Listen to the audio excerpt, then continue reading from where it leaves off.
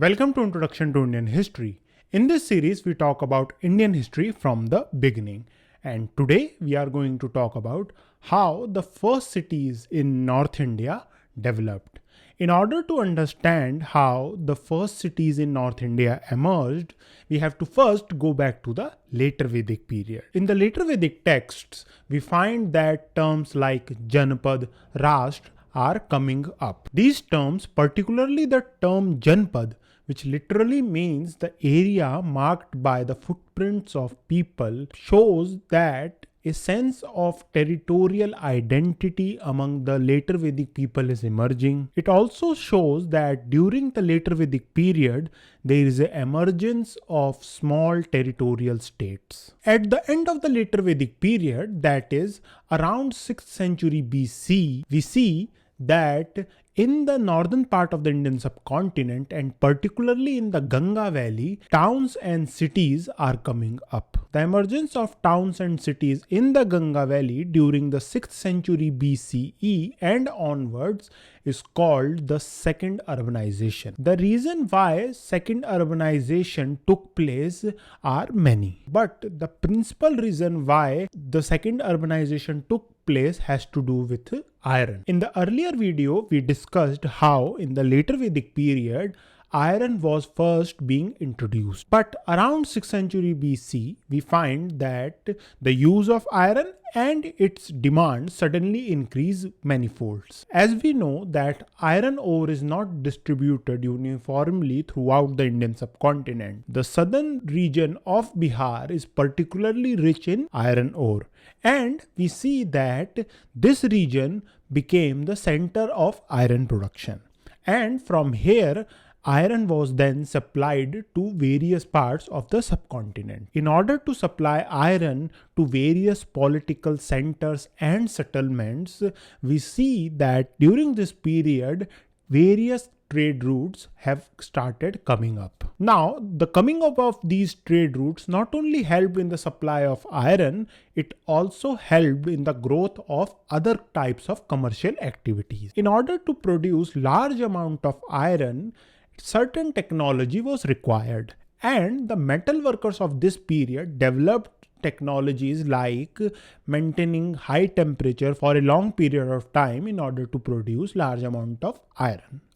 Now, these technology, particularly the technology to maintain high temperature for a long period, went on to be used for other activities. The northern black polished ware, which is a special kind of pottery and is associated with the second urbanization, required high temperature, and the technology which was introduced in order to produce large amount of iron was then went on to be used in the production of northern black polished ware. The introduction of metallic currency, which happened during this period, was also the result of technology which was first used for iron production, then it went on to be used for the production of metallic currency. The punch mark coins which are associated with this period helped in increasing commercial activities, and the introduction of punch mark coins was possible because there existed a technology which was first used for iron production.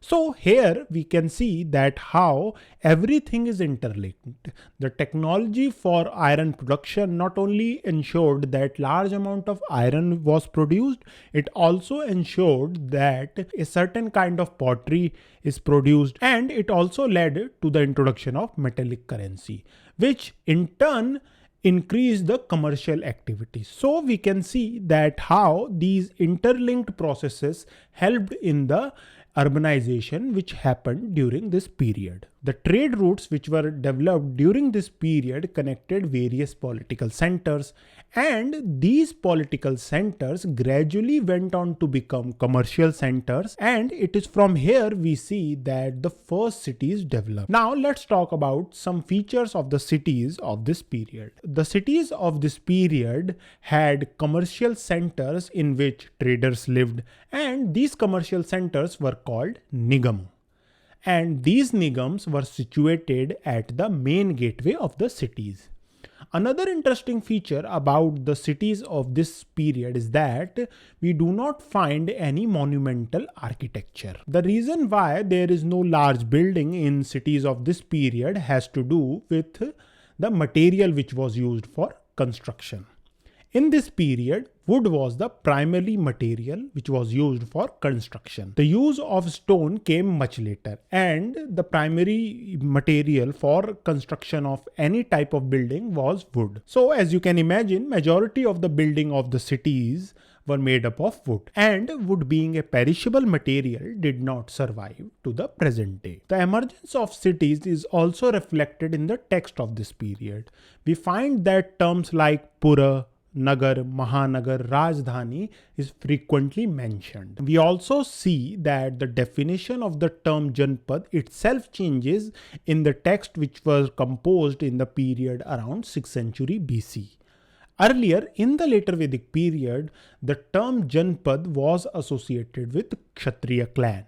But during this period, we find that the term Janpad is associated with villages, towns, and centers from where administration was carried out and revenue was collected. We also see that in this period, a new term has emerged, and this term was Mahajanapada. These Mahajanapad were states that were developed in this period. Anguttara Nikaya, which is a Buddhist text, mentions 16 Mahajanapad. Now, what is interesting in this list of 16 Mahajanapad, which is given in the Anguttara Nikaya, is that this list is different from the list which is present in Jain sources as well as in Brahminical sources. So this suggests that these sources were composed at different times, and it also shows that there was a constant struggle between these Mahajanapads, where some Mahajanapads rose and some Mahajanapad fell. In the next video, we will talk about the republics of ancient India and whether we should call them republic or not. Thank you for watching.